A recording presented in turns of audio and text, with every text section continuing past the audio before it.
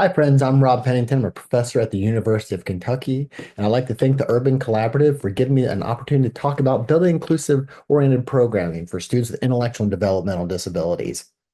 So, we're going to talk today a little bit about how we might be able to support the folks that we work with, the teachers, those supporting the teachers in terms of moving the field forward in terms of programming for some of our kids with the most complex needs. Before I get started, though, I want to take a minute just to kind of celebrate everyone watching today and all those kind of out in the field. I think that sometimes we forget that all of us are in this towards work and for improving the lives of young people and their families. And so I just kind of want to celebrate you guys for that. Your broad shoulders for carrying a crap load of responsibilities. I don't think anyone outside of the job realizes how many things people have to juggle.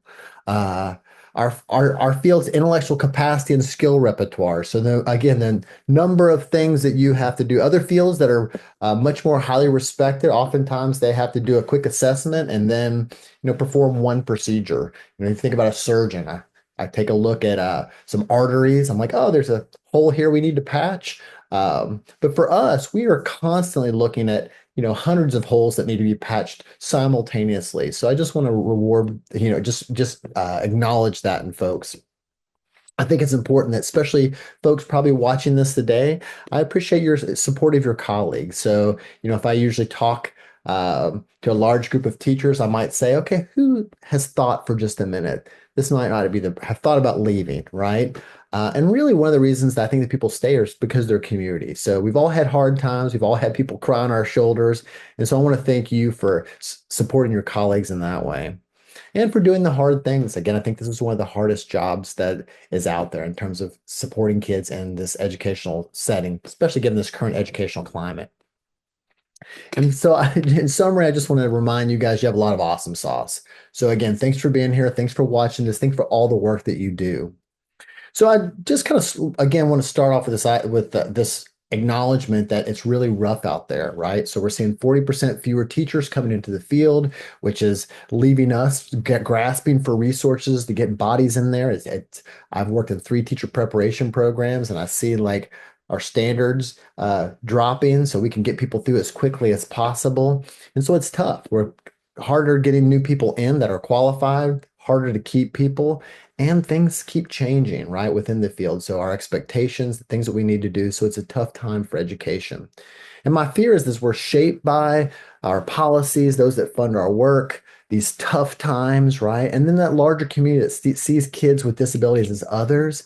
I think that it's very easy for us to lose focus and, you know, really lose focus of what matters. And so it lets you think for a second, what does matter? Well, for me, it's helping kids construct a good life.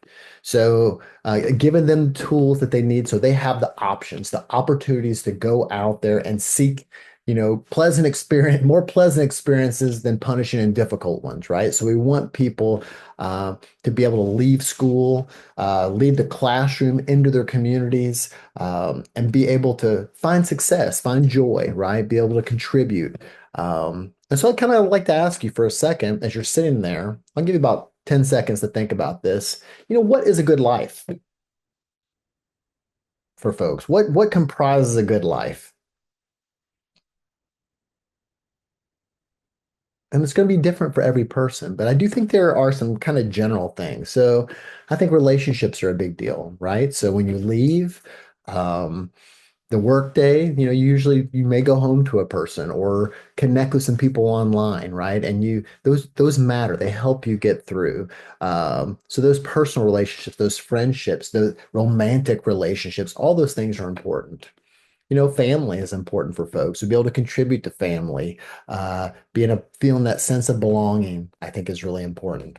Having some level of employment, some sort of vocation, some sort of thing that you do, I think drives most folks. I mean, I know those hard days, we wish we would win the lottery, wouldn't have to do anything, but most of us would gravitate towards finding a way to use that money in a way that we feel purposeful. Um, Speaking of money, I think that people like to have some control of resources. So again, they're able to earn some money and then choose how they spend that. And then I think another important quality of life is it's kind of a level of freedom to explore and kind of construct your own life. So when I was young, I'm still, in my 50s, but I still do this sometimes. I would play in punk rock bands. And so we would travel all over the place and end up in countries, that I had never experienced before. And there was a sense of wonder, right? And magic about that. But, I knew I would be safe because I had some basic language skills. I could problem solve, and I think about kids with disabilities, especially the kids that I tend to work with, kids with the most complex disabilities or support needs. How often do they get to explore? They get to create their own experiences, and they don't. So I think a good life requires us to be able to teach those skills. So I think we can probably agree there are some good elements to what is a high quality life or a pleasant life. And the next question is, well, how do we get there? So one of the things I see a lot happen in schools, I tend to believe that we teach to the life that we want folks to have, right? So imagine walking to a classroom where you see all these like work tasks and laminated file folders where kids are matching activities. And like, what does that prepare us for? Well, probably a life with a, a segregated life where we're at a work, maybe some sort of day program and we're doing the same type of repetitive file folder activities. And they're not all bad, I'm not saying, but I do think a lot of times we get stuck in that place, right? Where we are just trying to keep kids busy because that's all we know how to do instead of moving them towards that a better life. But maybe if kids are taught in more naturalistic settings where world is more complex, things change, they might be more prepared to enter the workforce, live independently in a place that is always changing, right? That is not static. We don't have a lot of control of the variables. So really think about the classrooms that under your purview. So whether you're a teacher, whether you're an administrator, whether you're a district personnel, and you're trying to figure out like, how do we support our educators? Do our classrooms look does the programs that we get for kids with more extensive support needs, does it look a lot like a bunch of boxes and file folders, or are kids engaging in more naturalistic opportunities?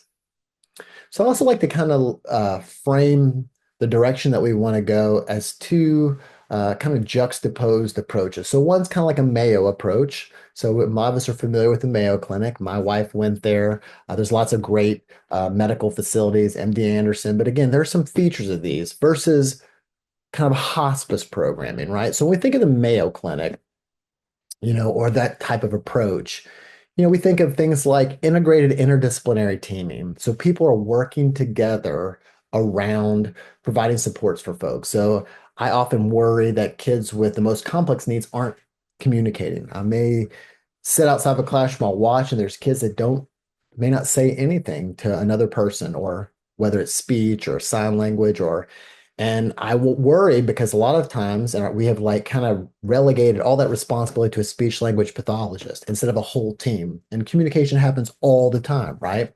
So in a Mayo approach, we would see the strong integrated interdisciplinary teaming where we're all working together around to move things forward.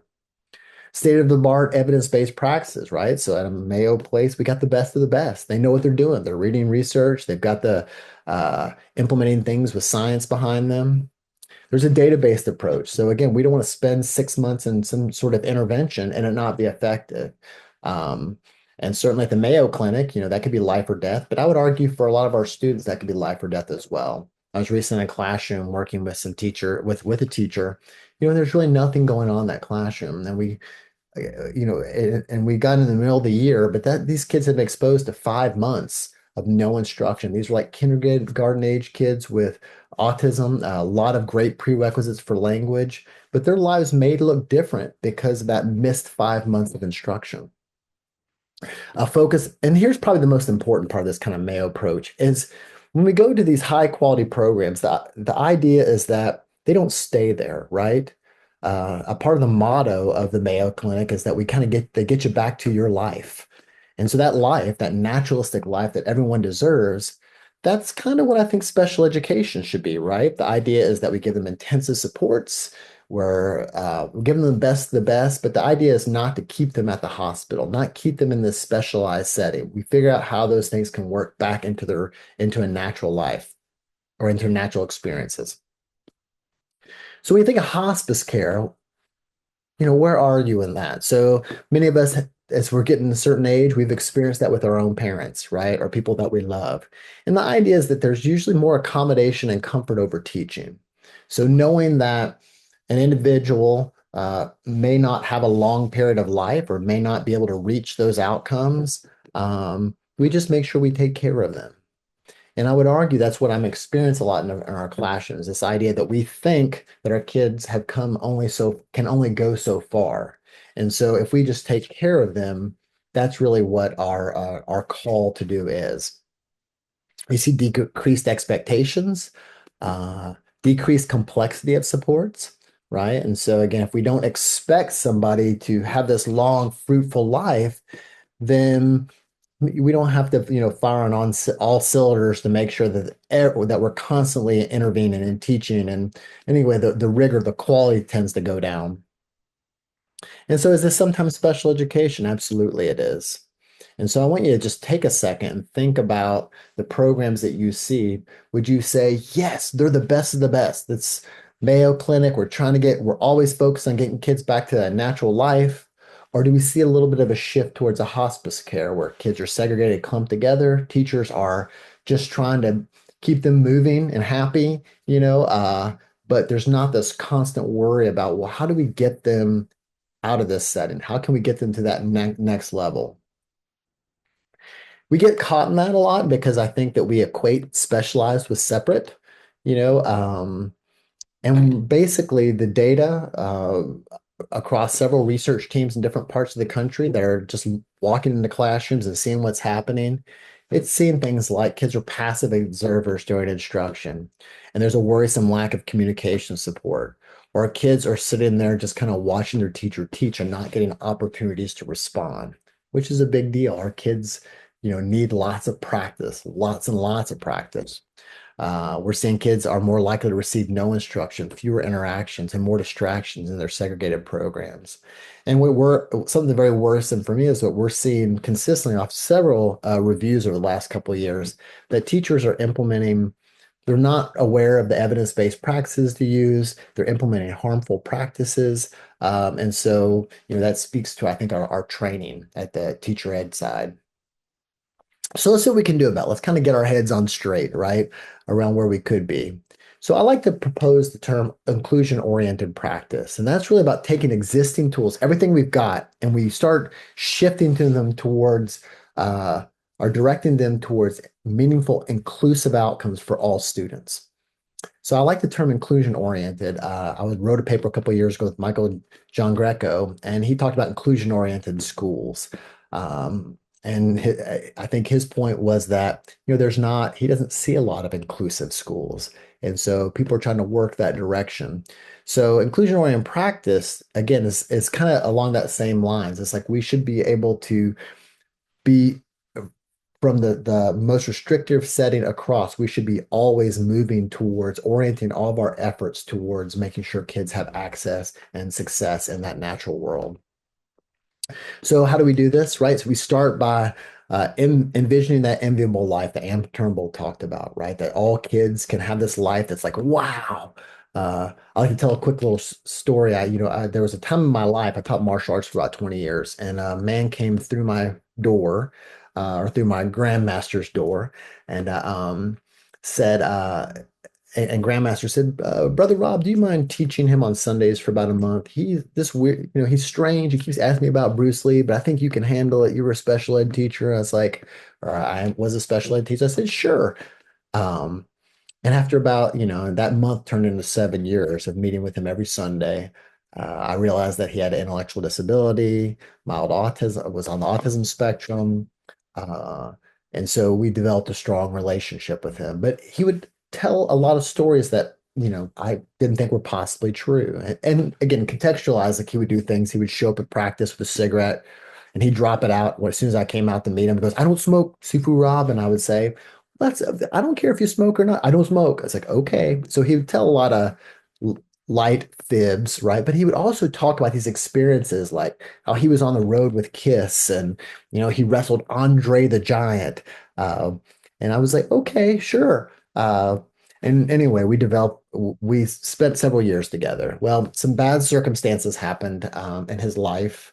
Um, our family increased our level of support, not just a martial arts instructor, but we paid for we had to assist him with getting an apartment and getting him through job training, getting him reemployed, and lots of things happened. But he passed away from cancer. And what was really interesting is, he told us he had no family. Well, we put uh, obituary in the paper, and people came. And they brought all these magical pictures, and they're like, "Look here! Did you know that he was on the road with Kiss, Paul Stanley? And did you know that he at 16 he dropped out of school, so our grandmother sent him up to Calgary to uh, to study wrestling, and he came back and he wrestled and so I had pictures of him and all these 80s and early 90s wrestlers." Uh, and so the idea is that my expectations were low, right? He had these people along the way that nudged him and put him in these great tracks where he had this great, cool, enviable life. So I guess the moral of that is that everybody can have an enviable life if we are thinking that way and we are, just willing to help out, right? Then we take every educational decision informed by whether it brings our students in closer proximity to that life. So what's an important life? Does this skill that we're teaching, does this placement, does this activity, is this going to get them closer? But then we question, whether students need to be segregated to get there. So, I want to change instead of, the single track of segregated from kindergarten on, it's like every year that should be a very serious question. Does the student still need to be in this setting to reach that inclusive, meaningful life? And then we oriented everything we got, evidence-based, high leverage practice towards inclusive outcomes. So maybe it looks like during repeated or discrete trial instruction in a small setting, they're using strategies to promote generalization. So you may have some kids getting like intensive ABA services with very few skills, but we can still start there, right? We can still be teaching them things that will actually transfer into natural environments. We can use response prompting or task analysis to teach academic skills. I have a lot of colleagues. I do written expression. I have colleagues that do math, literacy, all the are reading, all these different areas that we've been able to demonstrate with some good systematic instruction. We can start teaching academic skills, which again will be more useful in post-secondary settings, in those general education classrooms. We implement peer mediated strategies to support community interaction in a natural setting. So we're actually enlisting peers to support our students. Or maybe when we're writing behavior support plans, we're writing them with the consideration of how will this be implemented in a less restrictive environment with not, the most intense team. I see behavior plans with 12,000 procedures on it that could only be implemented by, a super pro team. Well, those pro teams are few and far between. So how can we get just enough to change behavior, but also be implemented in a realistic sense? And so again, these are all ways that we can be inclusion oriented in our practice.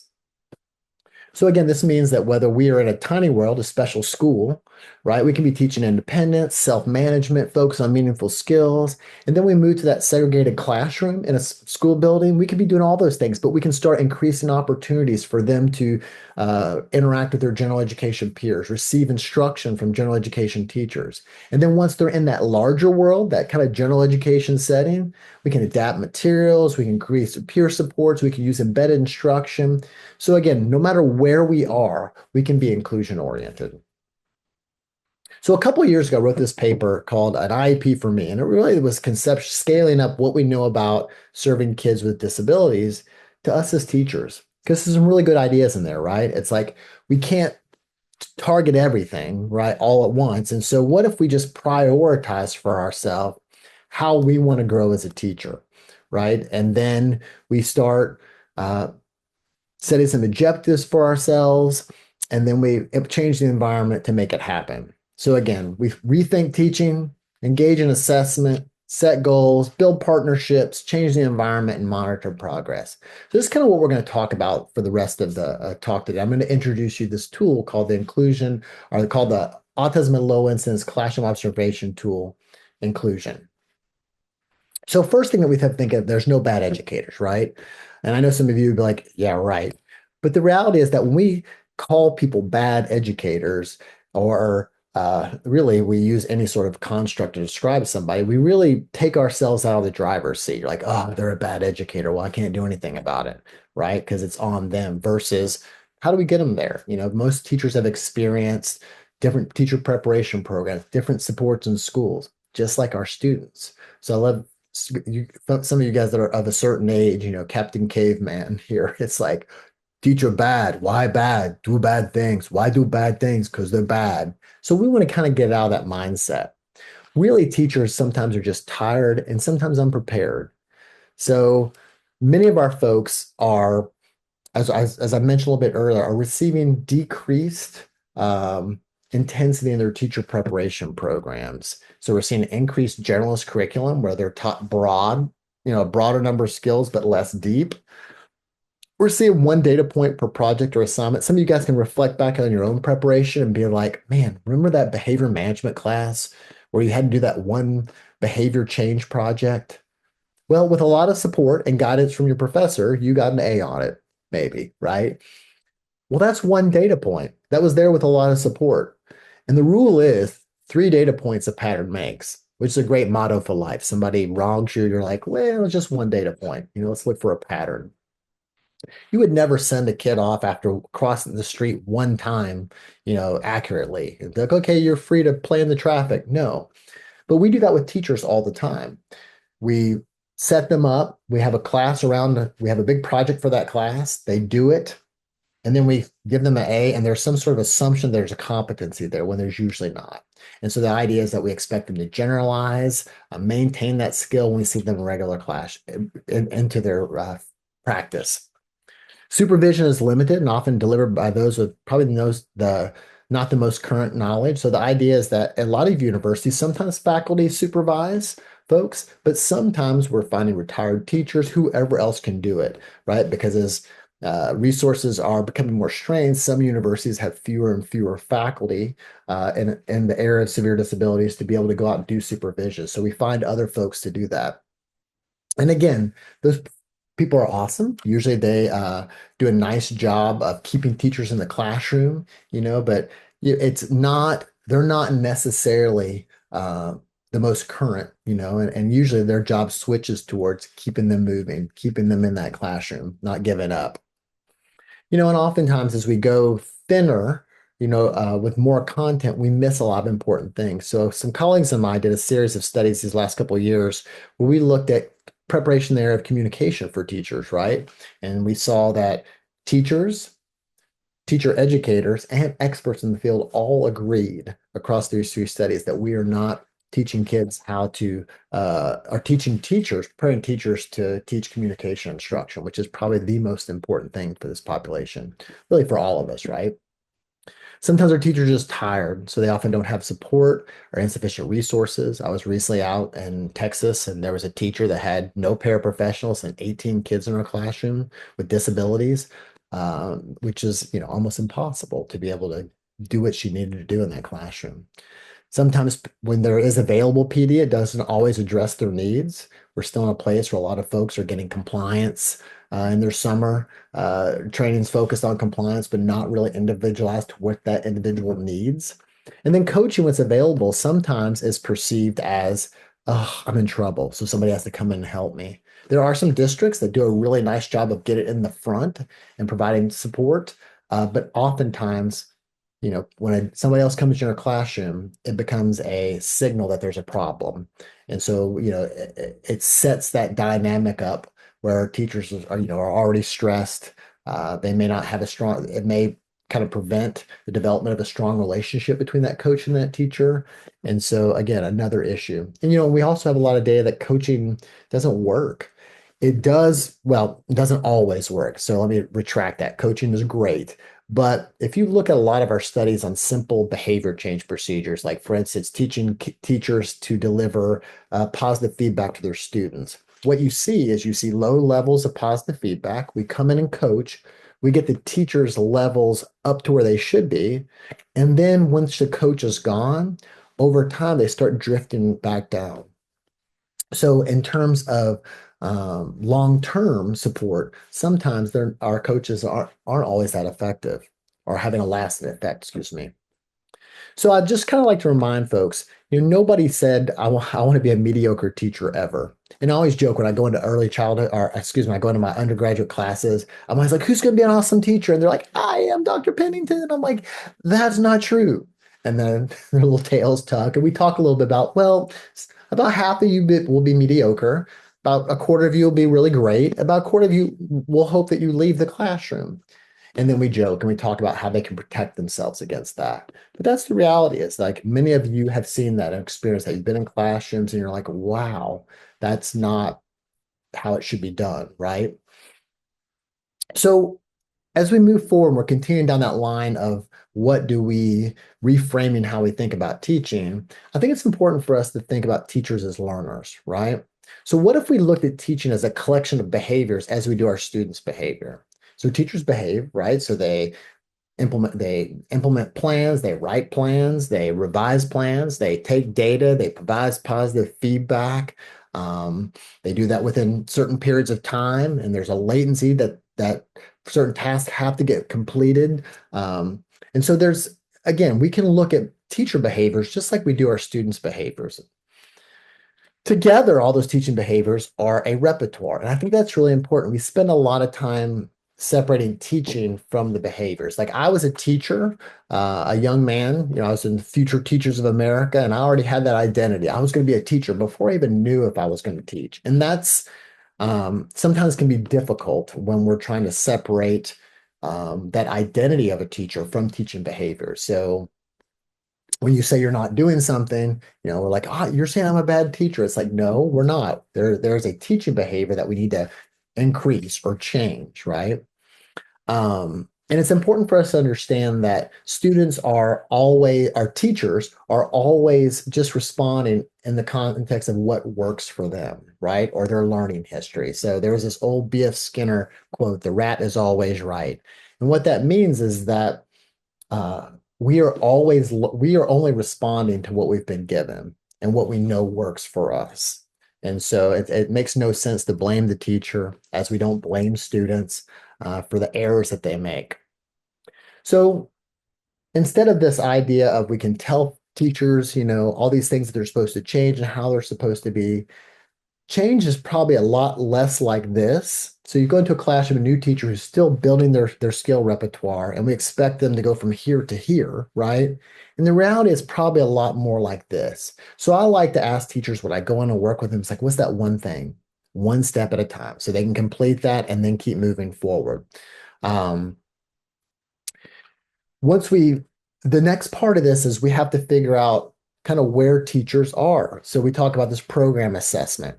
And so if teachers can't identify honestly the extent of their teaching repertoire and how that's impacting their classroom, they're not going to be able to find that next nugget forward and say, oh man, I made success. There's always that, all of us that were in the classroom, we're thinking like, oh, I meant to do that this year. You get to May and you're like, I was going to get that data collection system, or I was going to start this thing and you didn't do it.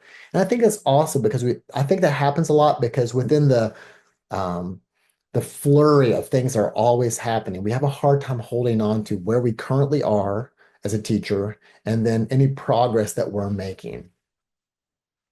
So introducing the Alcott I, or the Alcott inclusion. So this is a this is a new revised version of the original Alcott. So it's a 38 items checklist.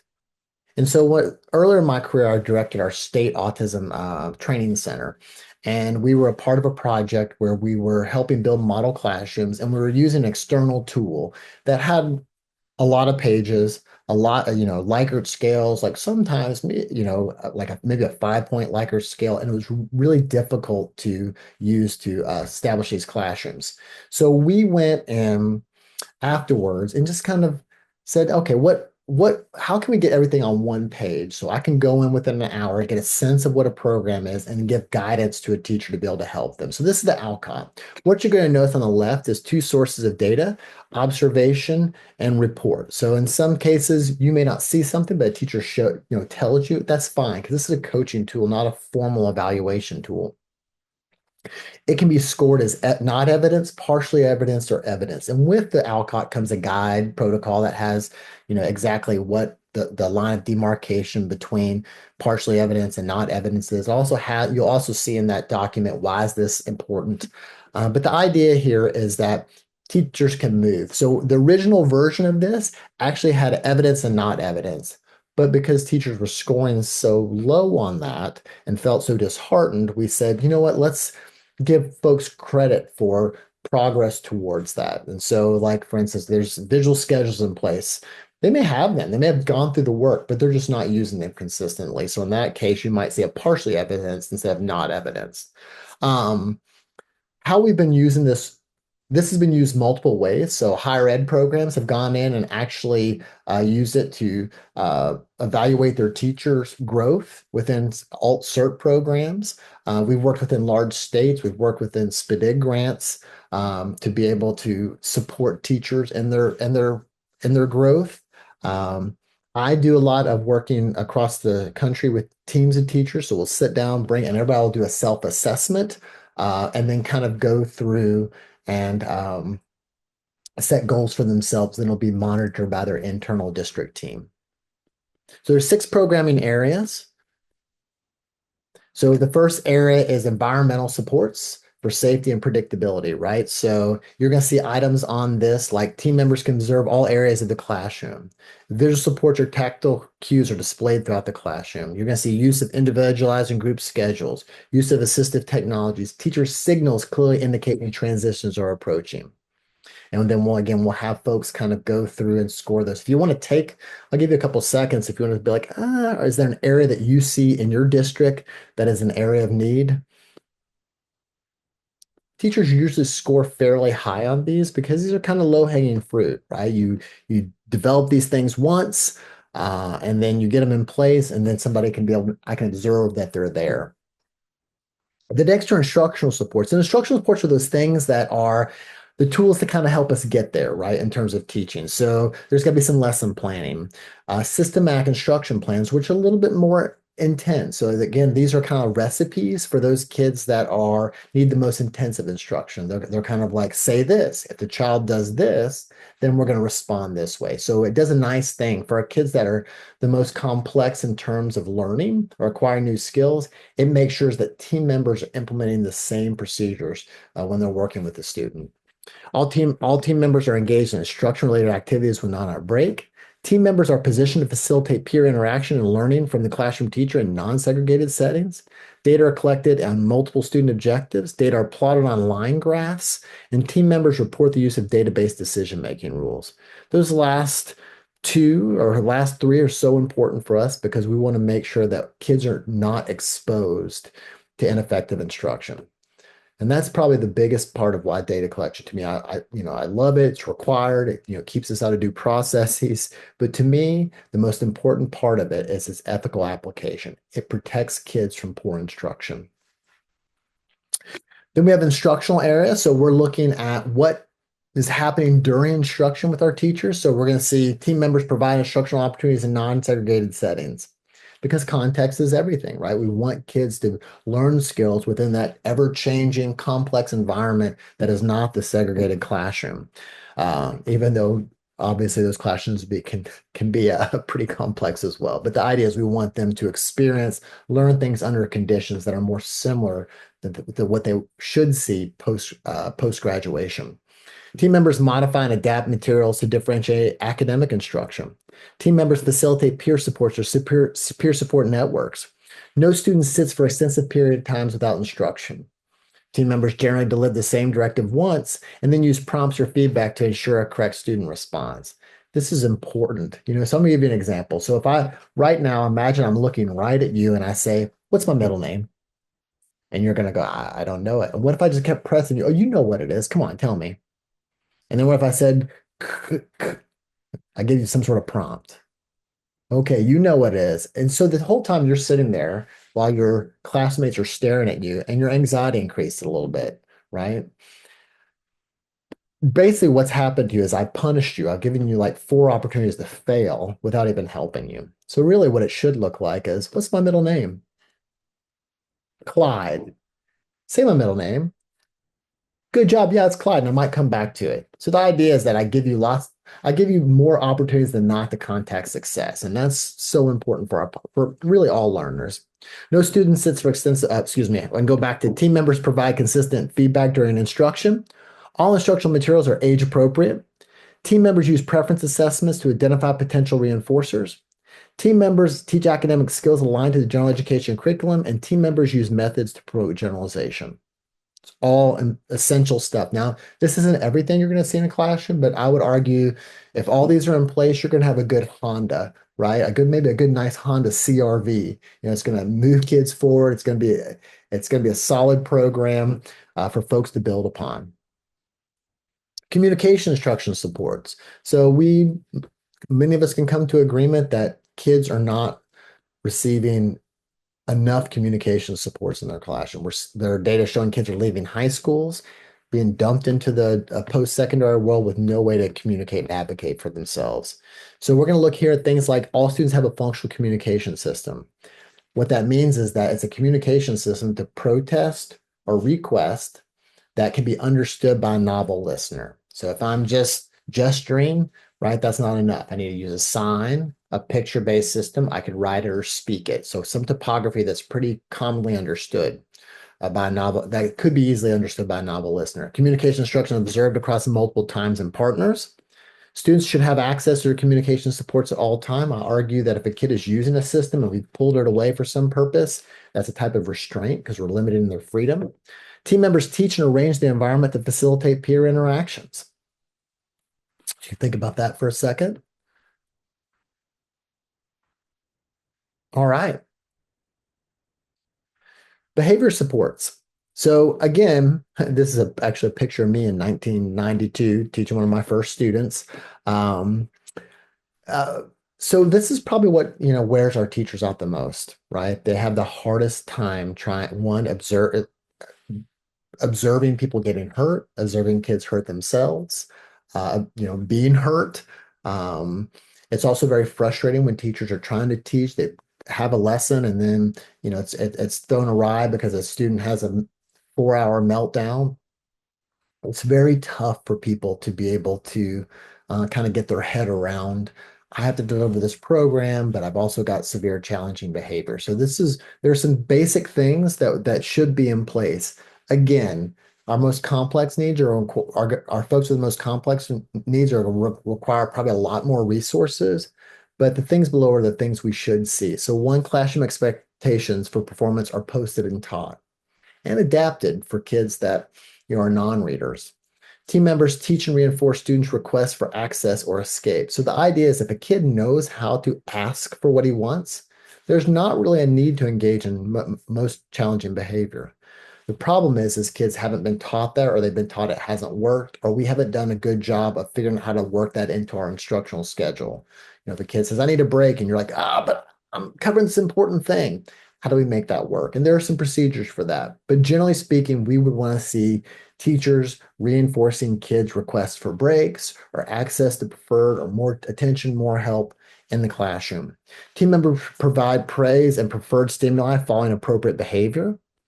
Team members refrain from frequent negative feedback. Team members provide opportunities for students to self-monitor and evaluate their performance. So again, one of the most inclusion-oriented practices, teaching kids to self-monitor, because then they can control their own behavior in the absence of some supervising adult. Team members avoid the use of restraint. BIPs are written and followed in all educational settings, and team members' interactions with students promote dignity. All right. This last section is our educational team interactions. The educational team is collaborative. Paraprofessionals are given plans for student support in both segregated and non-segregated settings. Paraprofessionals are provided training and coaching support for both segregated and non-segregated settings, and team members establish methods for communication with students' family. So the idea is, do we have a functioning team, a team that works well together? Is there a strong source of interaction? Sometimes we're trying to help teachers. This is the place we start. One person within a team really can has a hard time impacting, right, the whole program unless we get everybody on board. So sometimes making sure teachers have plans for their paraprofessionals so their paraprofessionals aren't frustrated and exhausted, making sure we're seeing more frequent interactions between team members that include related service staff, family members, the teachers themselves, other folks in the building that are related to the needs of specific children, making sure there's more frequent contact so we don't find out that when there are problems months down the road. So again, these are the types of things that we see in this area. So once we get through the Alcott, and we have folks kind of look through that. And again, the Alcott is published by Attainment. I'm really grateful to them. They saw me present many years ago at a conference, Ann Meyer, and she said, "You know what? I think this is a valuable tool. Can we publish this?" And so yes, it is available through Attainment. Um, but once we do that tool, use that tool, then we continue on with the process, right? So we start by developing some goals. So all students have a functional communication system might be a goal. And then I will identify for each of my students with complex communication needs a primary response form around which to deliver instruction. And then maybe the next objective under that is I will increase the number of daily instructional trials and requesting for all of my students with complex communication needs. So it's still going to places where we're doing PECs, during snack time. You get your 10 trials in, yay, we're done. And the reality is that communication should be happening all day long. So that last objective is really increasing the number of trials. And that might look like right now I've got 10.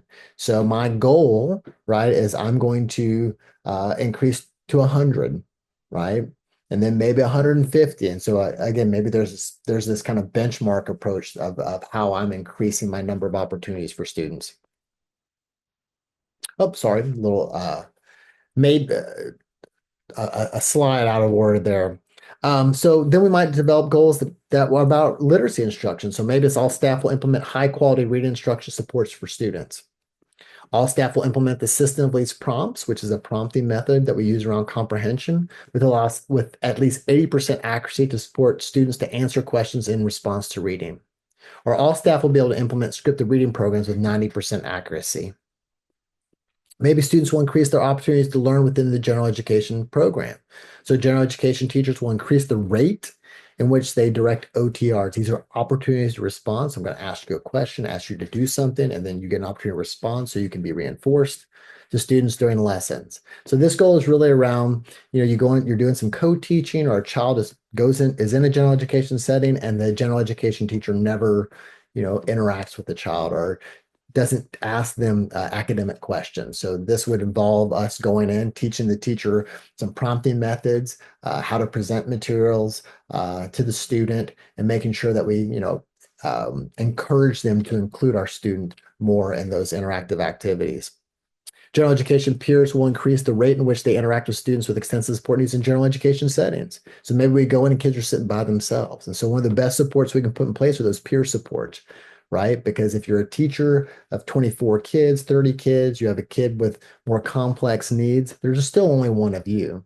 So if there's a way to have extra additional supports by having peers swoop in there and help when necessary, that can be a very powerful tool for the support for the teacher in terms of effectiveness and efficiency, support for the student with complex needs because of their increases in opportunities to learn, and then support for the peers because one, they get to review content and they get to practice really important social helping skills.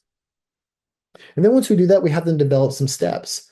So maybe if we're looking at, steps might look like teacher will use the VB map. So if our goal is that all of our non-vocal students will have a communication system, we're going to start by doing some sort of assessment to figure out where all the kids are.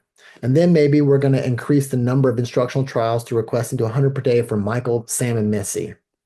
Or maybe in that academic area where teachers will assess student A, B, and C and start them in the early learning skill building program. Or a teacher will provide activity matrices to paraprofessionals depicting their responsibilities at the beginning of each day. So once we pick one of these objectives, right, we will develop steps. And you'll notice there's 1, 2, 3 in this form, but districts might have their own implementation tools. But generally, it's going to have the objective, the number of steps, and when those steps should be completed. Why these tools are so effective is we can sit down as a team and look at this form, build this together. And then when I come back in a couple of weeks and we sit down and look at it again, it's not me checking up on the person saying, did you do this? It's like, let's look at the plan and see where we are. Oh no, I didn't get to step two. What additional supports do you need? So it really kind of that hierarchical, us versus them, that sometimes happen in coaching, especially when your coaches are few and far between and not frequently in classrooms, can be avoided as it's really us as a team around this document, right? And helping to move that forward. All right. So a few more things I want to wrap up with is once we do assessment, we kind of rethink teaching is a bunch of teaching behaviors. So we identify those behaviors, we figure out how folks are going to measure those behaviors. Then we implement some practices to potentially change those behaviors. And there's a simple plan. First, we want to partner teachers to build accountability and capitalize on social contingencies. So the idea is that when we get teachers together, teachers tend to be powerful reinforcers. So if I said to one of your teachers or yourself, and I said, your principal doesn't think you're doing a great job in this teaching procedure. You might be like, oh man, I don't hope he doesn't gripe at me, right? But you're not really that struck by it in many cases.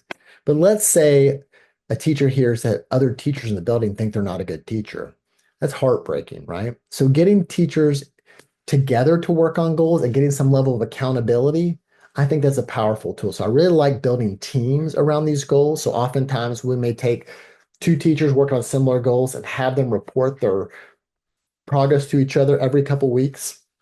It's important for us to focus less on telling and more on showing and most on changing the environment. So I always say that a support person or a technical assistance provider isn't worth their salt if they can just identify problems, right, and make a list of what those are.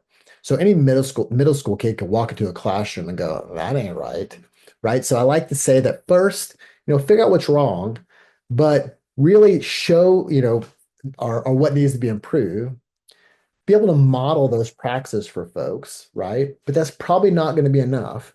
So then, when possible, change the environment. So when you're not there, there's still something affecting that teacher behavior change. So leaving them with a self-monitoring tool, simple things. So for instance, if you have for example, paraprofessional that's sitting too much in the desk, make the desk inaccessible. I mean, there's some really practical ways that you can change the environment. But a good coach is great at identifying and prioritizing what we need to work on in collaboration with the teacher. They have the competencies to show and model what needs to be done. And then they do some teaching of that, and then they change the environment to support. They leave some nuggets of support in that classroom for those spaces when they're not there to support the teacher. Again, when possible, promote self-management. So we like to have teachers, again, record their progress. So let's say I'm working with a team of 3 teachers who does not give their students enough positive feedback. And we know from the national data that's a struggle for our folks.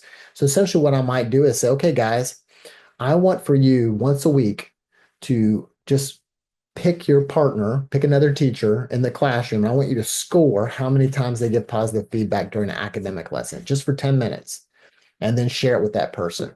And then basically what you'll have them do is you can have them graph, right? So you can every 2 weeks, everybody can plot a graph, of how many opportunities or how much positive feedback am I provided.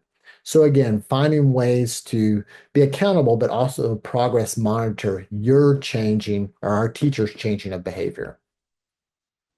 Couple, uh, I recently had the great opportunity, I'm still a part of the Ocali Center of Excellence on Inclusive Practice. And we have been talking about developing a model, right? And where teachers come in together, do self-assessment. From that self-assessment, that our algorithm gives them goals to work on. We help them scale those goals so they can measure progress on how am I doing on those goals. And then we require them every 2 weeks to meet, right? And we send them reminders, digital reminders on their phones or emails to say, hey, how are you doing on your goal? Don't forget to report it. So we have them report it every 2 weeks. And so teachers can see each other's progress, right? But then they also have some accountability. And then we pull everybody together for intermittent professional learning communities. I forgot to mention, once those goals are selected, they get high quality PD, so it's kind of specialized. So if I'm in the area of communication supports, I might get a series of modules on how to get communication support started, how to do assessment, those types of things where teachers can come in quickly at their own pace, watch these videos, and then make some application. They don't have to wade through large websites trying to figure out where the resources are. The goal of a model like this is that teachers would actually, once they figured this out, then they would, say, I've met my goal. I want to keep going. So again, we're trying to support them into this continual professional growth process. I'd like to give a quick example. We did something similar, kind of low tech with some school teams. So we had school teams take their uh, goals, break them into steps, and then we had them every 2 weeks graph whether they've made progress on their goals, their steps, or objectives. So you can imagine there was a goal for each student with our goal for each teacher with two objectives. And so within each of those objectives, there were 3 steps. So there was a total of potentially doing some math here, some 12 steps, right, of completion. And so what we do is we do a cumulative graph. So again, every 2 weeks they go in, they say, have I met my goal? Have I met an objective? Have I completed steps? So obviously the goals and the steps are going to take a lot longer, or the goals and the objectives are going to take a lot longer, but we'll see a increasing trend in the number of steps completed. So it's kind of nice. And if we were on the back end of that as a district person watching using maybe Google Sheets or something, we might be able to say if it's flat line, we're not seeing a increasing trend, right? Then I might need to get in there and send somebody to help them meet that goal. So it's a nice way for us to flag whether or not our teachers are moving forward by themselves. They need a little extra support. All right, this is all I've got for you. I thank you for watching. This is my uh, one of my former dogs, Lily, and I always joke my wife's a dog trainer, so I'm very trainable. So we're always learning as adults. But again, if you have any questions, please reach out to me at RC Penn 2 at the University of Kentucky. If you're interested in the work that I do, you can see my page there and my Vita and kind of see my experience. But I'm really open to just talking to folks about how we might be able to implement this in their district, how we might be able to support them and getting their teachers into groups to be able to measure their progress and move things forward. So again, please feel free to reach out. I'd love to just have a chat with you, answer an email, and I hope you enjoyed this webinar. Have a great day. Bye-bye.